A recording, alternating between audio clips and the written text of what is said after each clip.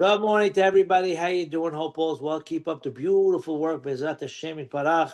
Am Yisrael should only see good things. When Mashiach should come, we'll leave with our heads up high. Bezrat Hashem. And yes, Trump will come join us with the Mashiach when we go to Eretz Yisrael. Bezrat Hashem. The people who are really with us are going to join. Some people say, yeah, we were with you, Heki Balash, like the Red Cross, right? All of a sudden, they're coming forth, Shema Israel. But anyway, we should have good health, happiness, and everything good always. We're continuing the laws of Basar Behalav, cooking meat and dairy, eating meat and dairy, etc.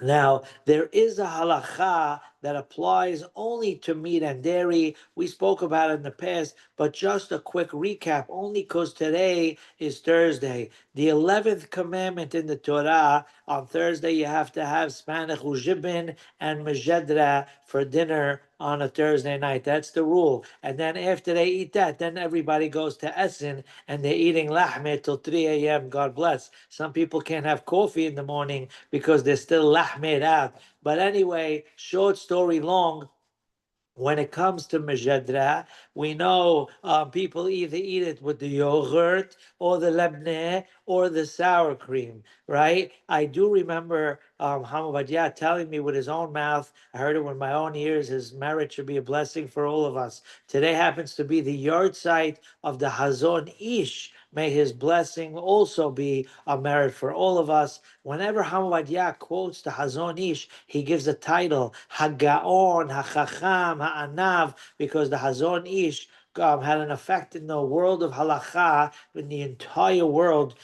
So today is his yard site. If you want to give a little tzedakah, if you want to light a candle, may his merit be a blessing for all of us. His name is Avraham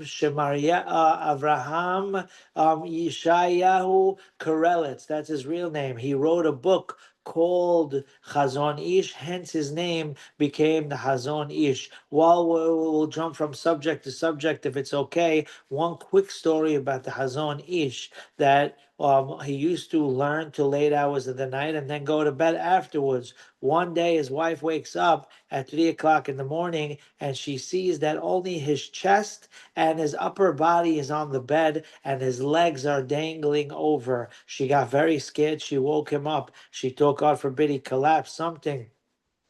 And she asked, and thank God he said everything is okay. So why are you sleeping like that? So he used to say, I'm learning, I learn at night using all my energy, literally, and I save exactly enough energy to be able to walk to my bed, put the covers over me, and lay down. However, last night he miscalculated and he finished a little more energy, so he couldn't make it all the way into the bed. Many times the regular person, not like you guys, of course, are learning Torah and then they get tired and they yawn. I mean, I have people falling asleep before my speech begins.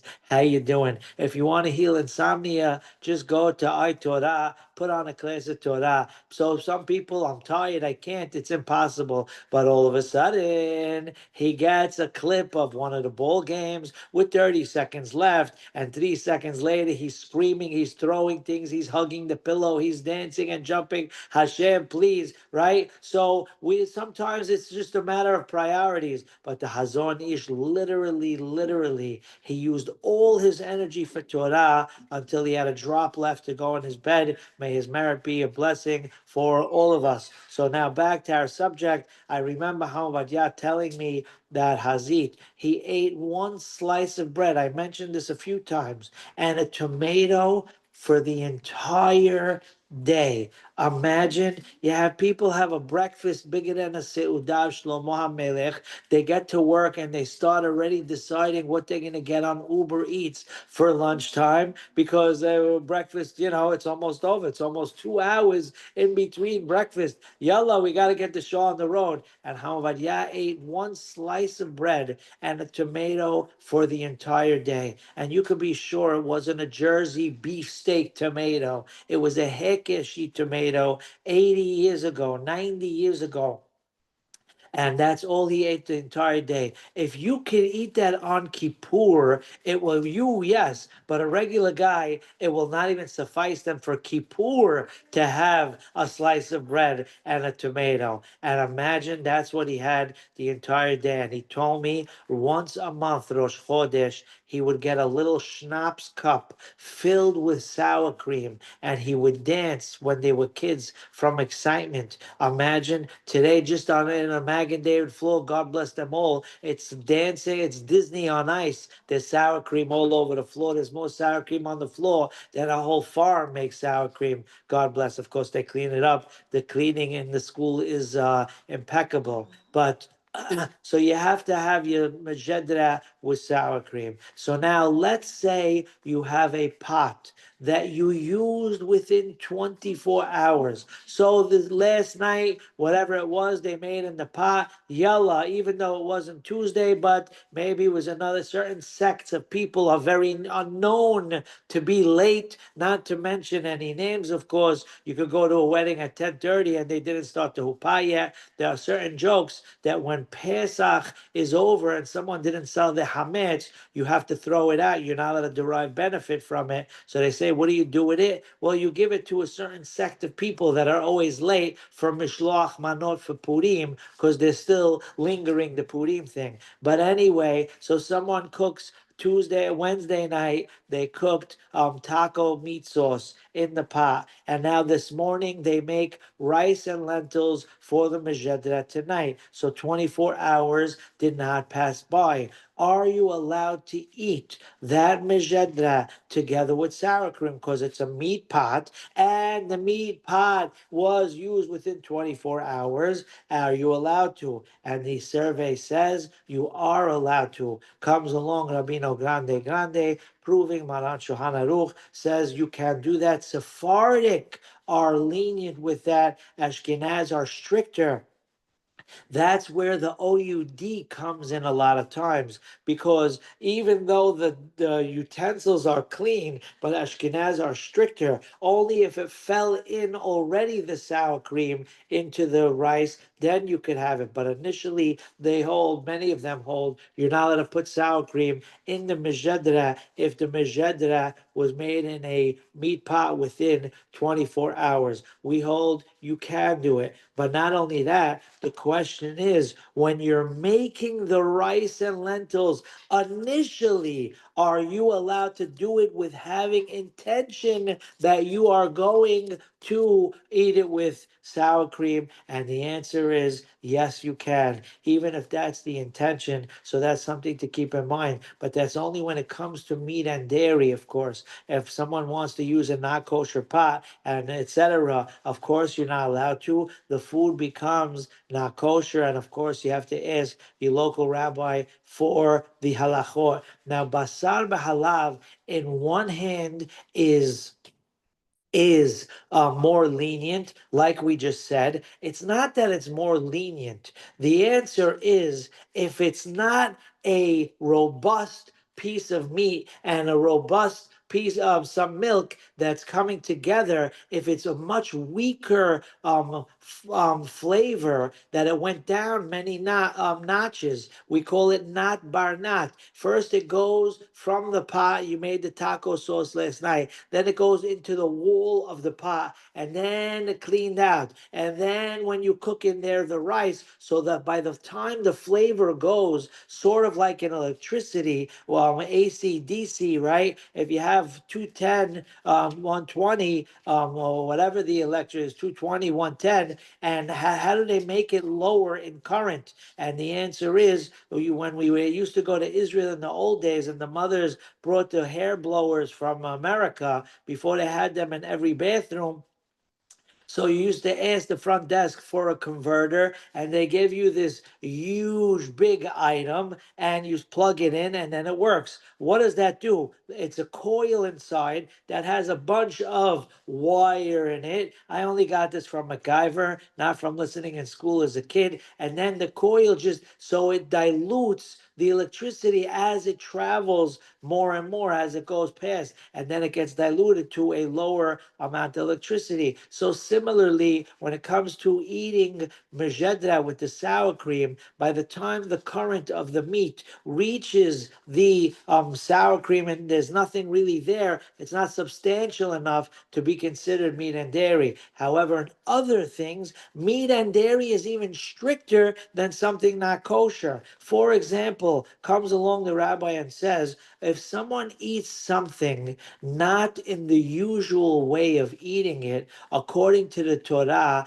they're not accountable, they're not liable. From the Chachamim, yes. For example, if someone, God forbid, takes something not kosher, let's say he couldn't help it, he needs that Swedish fish, God forbid a million times, and he says, you know what, there's an eruv, maybe, God forbid, right? We don't know anyone who would eat something not kosher, has v'halila. However, if he would take something in his mouth that's bitter and eat it at the same time as the thing that's not kosher, so then it's not considered derech achila, and he's not accountable from the Torah. But believe it or not, if there's meat and dairy mixed together, and then he wants to eat it, even if it's mixed, even if it's shelo kederech achila, if you mix something bitter in it, it's still a problem when it comes to basar b'halav. So there are leniencies in the world of basar b'halav, and there are stringencies. However, when it comes to mixing it with something bitter, meaning the meat and dairy item still is fresh and everything good. God forbid some hamburger with some butter in it, and it tastes good, and he mixes it together in his mouth with something bitter, that's not allowed from the Torah, even though for other things it's allowed. However, if the actual meat and dairy become not edible, then that you can be lenient, just like any halacha that's out there. So, for example, if a pot was used for meat 24 hours prior, and 24 hours already passed since they already cleaned the pot, and now they cook in it mac and cheese. So we know the pot is not kosher, but the mac and cheese is still kosher since 24 hours passed, because the flavor that's absorbed inside of the wall of the pot becomes what we call rotten, becomes noten tam lev gam. It doesn't taste good, and therefore it's like putting shampoo into mac and cheese. It doesn't make it not kosher, and the same thing over here. But the pot has in it absorbed meat and dairy, even though it became icky tasting and it's over 24 hours. But this concept of 24 hours of noten tam lev gam, when it became spoiled in the wall, in the pot, that's only if it happened already. Initially, you can't do it. A person can't take a pot and say 24 hours passed since I cooked the meat, so let me cook the mac and cheese. Mabisir. It's only if it was done already. So now that the pot has in it meat and dairy, even though it's not edible really because 24 hours passed, but now you're not allowed to use that pot for anything. So initially, and therefore you have to kosher it out with the good old Haggalah. Now we know from the Torah we are not allowed to cook the meat and dairy together and eat it. But if someone would eat it a half hour later, according to the Torah, there's no problem. However, the Chachamim came along and said it's not allowed when once a person eats meat, they have to wait 6 hours in order to eat dairy. Where did this number of 6 hours come from? In the old days, the Gemara says from meal to meal. Like we said today, you have a guy ordering breakfast, then he gets lunch, then he gets dinner, mashallah, and some people eat like 3, 4 dinners, mashallah, and then a wedding, and Baruch Hashem, we're keeping Ozempic in business, Baruch Hashem, Ishtabach Shemo. But long story short, in the old days, they had 2 meals a day. So from the morning meal or the brunch meal to the dinner meal, it was about 6 hours in between. Believe it or not, we do not hold like this whatsoever, but there is an opinion out there that says in the winter, you have to wait less time than the summer. What does that mean? Because the meals that they have in the winter are much closer to one another than they are in the summer. The summer, the day is long, so they had their two meals far apart, and therefore in the winter it might be 4 hours instead of 6 hours. Now the Rambam, he says kemo shaot, approximately 6 hours. He doesn't say exactly. And with that being said, we have to be careful. All of a sudden, you have people saying, no, they found the Ashkenaz guy. Some Ashkenaz hold 1 hour, some hold 3 hours. All of a sudden, they're relying on them. But when it comes to rice on Pesach, they wouldn't touch anything that's kosher for Pesach Ashkenaz style, right? So, of course, we always know we don't pick and choose. We follow our Chachamim, and we can't veer off and start going shopping a little bit of this and a little bit of that. So anyway, when it comes to like we were saying, waiting 6 hours, so we wait 6 hours. But like we said, Rambam says kimo sheshaot, approximately 6 hours. Batya says that approximate takes off a half hour sometimes. Really, you have to wait 6 hours. But if 5.5 hours already passed, then there's what to rely on to be lenient. And therefore, if someone ate chicken, then for sure chicken is rabbinic anyway, and the 6 hours is rabbinic as well. So when it comes to chicken, initially you can have half an hour off of the 6 hours. But if someone ate lahmeh, straight out meat, then you should wait 6 hours. But let's say he forgot that his wife said, we're going out for dinner, we're going to Renaissance somewhere, dairy, and he ate lunch in the office and he forgot, so he's already after 5 hours and 31 minutes. There's what to rely on as well. If you could order salad and bread in the meantime, that will be better. And we'll finish off with one more halacha.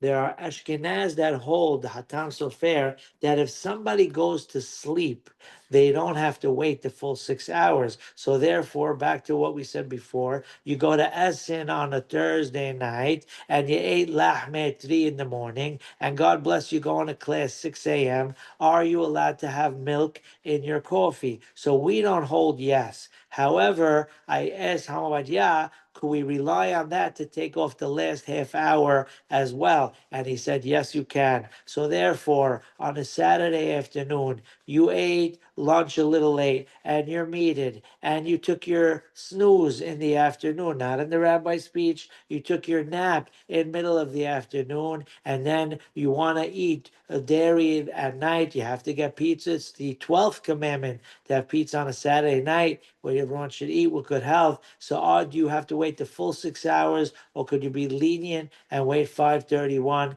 And Rabino Grande told me, yes, you can wait 5:31. We'll stop here for today. Hope everyone has the greatest day. May we hear good news. We're very proud of everyone. Hashem is proud of all of us. And Bezat Hashem, I'm saying we'll see only amazing things forever and ever. Have the best day. Take care. Bye.